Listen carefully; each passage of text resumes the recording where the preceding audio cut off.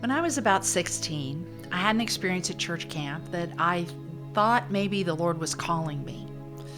We use those terms like I have a calling or I feel somehow that I'm supposed to do some sort of ministry and I remember having that feeling somehow that I would dedicate my path and my course to him.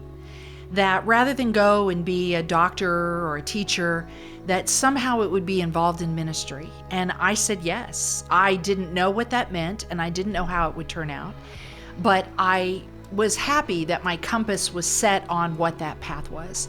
You know, some people know from early on in an age, I'm going to be a doctor. They know from an early age, I love to work on cars, and so I want to be a mechanic. They know from an early age, to be a mom, to have my kids, to have my homestead life. Well, for me, it was doing something for the Lord. The thing is that I wasn't sure what that was. And if you'll remember, previously I told you I sought that for years. Just tell me how to do it. Just tell me what it is. And when I get this answer, I'm your plan. Well, along the time, one of the things I noticed is I think I was making it too hard. Because one of the things it says is that we'll all be witnesses. Well, witnesses is just talking about the good things that the good Lord has done for you.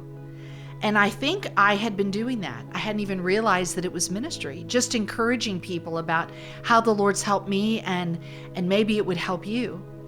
You know, there's something about the mandate, just loving and serving. I was actually doing ministry as a young mom with my kids, teaching them Bible stories and helping them to know how to hear the voice of the Lord.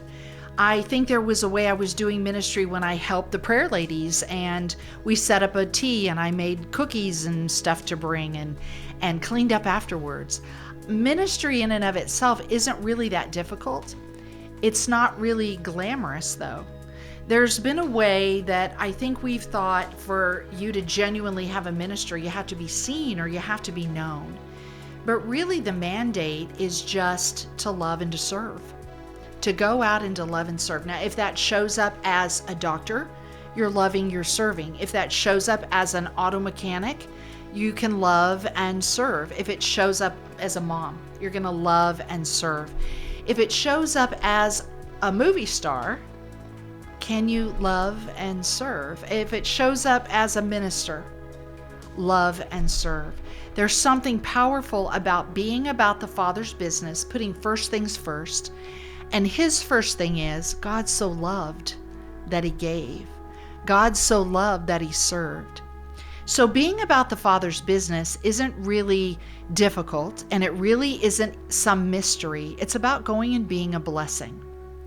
Now, one of the things that we do in our family is if we're led by the Holy Spirit, if we feel that he says, yes, go ahead and do that, we might come up to a stranger and pay for their meal. Just to say, you matter to the Lord and be blessed. Perhaps there's a moment where we might pray for somebody. Perhaps there's a moment where we might give them something.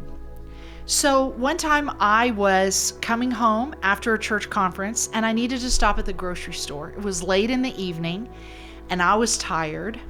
And I walked into the grocery store and wouldn't you know, I had on the cutest pair of shoes ever. And as I was walking in the grocery store, a girl walked past me and she said, I love your shoes. And I said, thank you, they're new.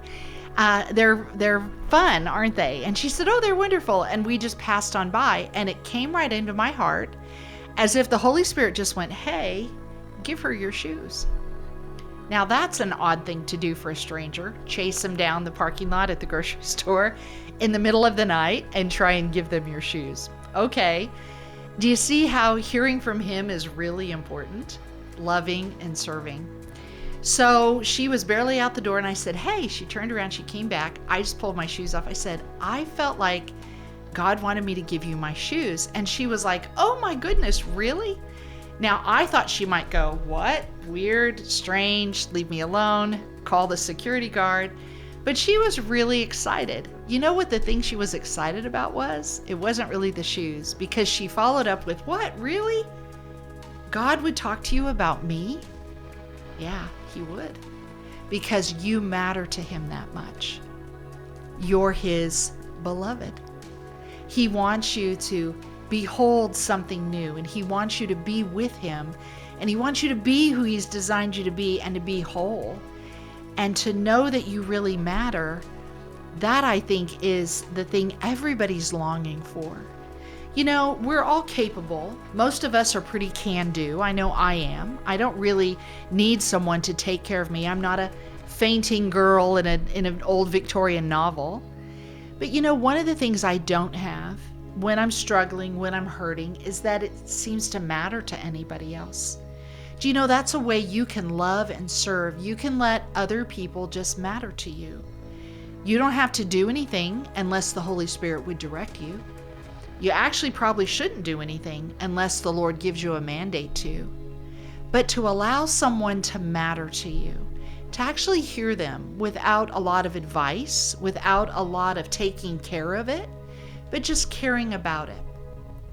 That's the best way to be about the Father's business.